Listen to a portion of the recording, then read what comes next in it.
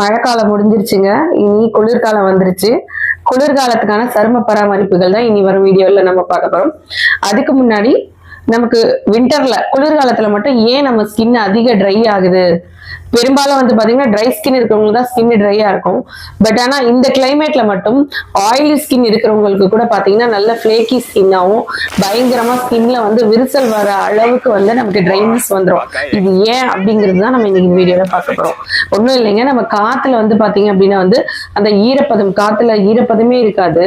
So நம்ம ஸ்கின்ல இருக்கக்கூடிய மொத்த மாய்ச்சரும் நமக்கு வந்து வெளியில வந்துடும்.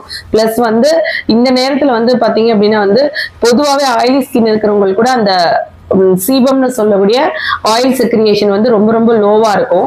ஸோ வந்து அப்ப ட்ரை ஸ்கின் இருக்கிறவங்களுக்கு சுத்தமாவே அந்த சீபம்ங்கிற அந்த ஆயில் லெவல் வந்து நேச்சுரல் ஆயில் ப்ரொடக்ஷன் ரொம்ப கம்மியா இருக்கும். ஸோ நம்ம எக்ஸ்டர்னலா சில பொருட்களை வச்சு நம்ம நேச்சுரலா நம்ம ஸ்கின் கேர் பண்ணா மட்டும்தான் நம்ம ஸ்கின் வந்து நல்ல மாய்ச்சரோட ஒரு நல்ல ஹெல்தியான ஒரு ஸ்கின்னை நம்ம மெயின்டைன் பண்ண முடியும். இந்த சிச்சுவேஷன், இந்த காலகட்டங்கள்ல உங்களுக்கு அதிகமா ஸ்கின் ட்ரைனஸ் மட்டும் இல்லாம ஸ்கால்ப் ட்ரைனஸ், அதுக்கப்புறமா வந்து ட்ரை ஸ்கின், இந்த மாதிரி நிறைய இஷ்யூஸ் இருக்கும். இதெல்லாம் எப்படி சார்ட் அவுட் பண்ணலாம் நேச்சுரலா அப்படிங்கறத இனி வரும் வீடியோல பார்க்க போறோம். ஃப்ரெண்ட்ஸ், தேங்க்ஸ் ஃபார் வாட்சிங். Thank you so much.